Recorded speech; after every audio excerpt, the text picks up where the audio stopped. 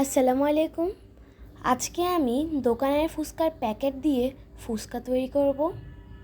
ফুচকা বানানোটাকে অনেকে ঝামেলার মনে করে, তাই আমি দোকানের ফুচকার প্যাকেট দিয়ে খুব সহজে অল্প সময়ে এই ফুচকাটা তৈরি করব। আমি এখন ফুচকাটা তৈরি করব। এখানে এরকম একটা প্যাকেট থেকে আমি কিছু ফুচকা নিয়ে ভাজি করে নিব। আমি এরকম করে অনেকগুলো ফুচকা বানিয়ে নিয়েছি। প্রথমে আমি স্পেশাল যে তেঁতুলের টক ওইটা বানিয়ে নিব। আমি এখানে অর্ধেক লেবু নিয়ে নিয়েছি। এখানে আমি নিয়ে নিয়েছি 2 চা চামচ চিনি,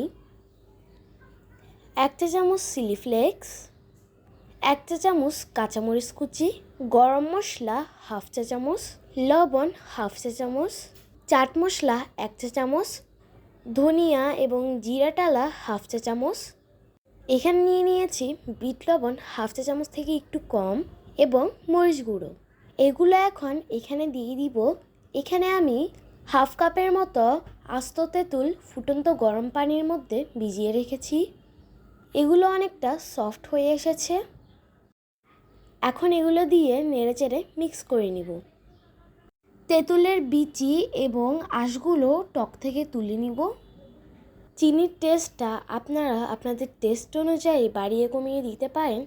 আমার এখানে কম মনে হচ্ছিল, তাই আমি আরও দিয়ে দিলাম। সাথে দিয়ে দিচ্ছি টমেটো সস। এখন ভালোভাবে মিক্স করে নিব। টকটা কিন্তু আপনারা আপনাদের ইচ্ছে মতো ঘন কিংবা পাতলা করতে পারেন। আমি টকের মধ্যে সুস্বাদু এবং ফ্লেভার অ্যাড করার জন্য টকের উপরে আমি লেবুর সবুজ খোসাটা গ্রেট করে দিয়েছি। এতে টকটা খেতে অনেক মজা লাগে। আপনারা শুধু চাইলে এই টকটা দিয়ে ফুচকাও খেতে পারেন। এইভাবে খেলে পানিপুরির থেকেও অনেক টেস্ট। ফুচকার ভিতরের পুর তৈরি করার জন্য ডাবলি বুট বা চটপটির ডালটা আমি 4 ঘন্টা পানিতে ভিজিয়ে রেখে শুধু লবণ দিয়ে সিদ্ধ করে নিয়েছি। দিয়ে দিচ্ছি 1 কাপের মতো ডাবলি বুট, আর দিয়ে দিচ্ছি একই কাপে সিদ্ধ করা ম্যাশ করা আলু। পেঁয়াজ কুচি দিয়ে দিচ্ছি 1/2 কাপ থেকে একটু কম। দিয়ে দিচ্ছি 4টা কাঁচামরিচ কুচি। সাথে 1 চা চামচ দিয়ে দিচ্ছি চিলি ফ্লেক্স। ঝালটা আপনারা বাড়িয়ে কমিয়ে নিতে পারবেন। দিয়ে দিচ্ছি 1 টেবিল চামচ পরিমাণ চটপটি মশলা। দিয়ে দিচ্ছি 1/2 চা চামচ পরিমাণ বিট লবণ। আমি এর মধ্যে দিয়ে দিচ্ছি 2 টেবিল চামচ তেঁতুলের টক। যদিও ফুচকা তেঁতুলের টক দিয়ে খাওয়া হয়, তারপরেও এই পুরের সাথে একটু তেঁতুলের টক মেশাতে হবে। 1 টেবিল চামচ করে শসা, গাজর এবং টমেটো কুচি দিয়ে দিচ্ছি। এখানে ধনিয়া পাতাটাও দেওয়া যেতে পারে।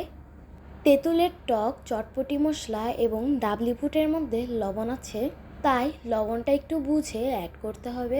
তারপরে সব কিছু একসঙ্গে একটু থেতো করে মেখে নিতে হবে, ঠিক এরকম করে।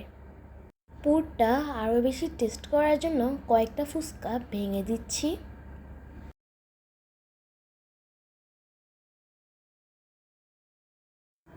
আরও বেশি মজাদার করার জন্য একটা সিদ্ধ ডিম এখানে গ্রেট করে দিয়ে দিচ্ছি। আবারও ভালোভাবে এটা মিক্স করে নিব।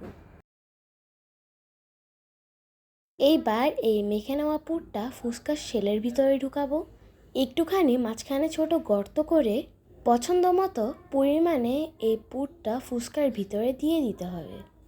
তারপর এর মধ্যে একটু দিয়ে দিচ্ছি টক। ইচ্ছে মতো টক দিয়ে মুখে ভরে নিব।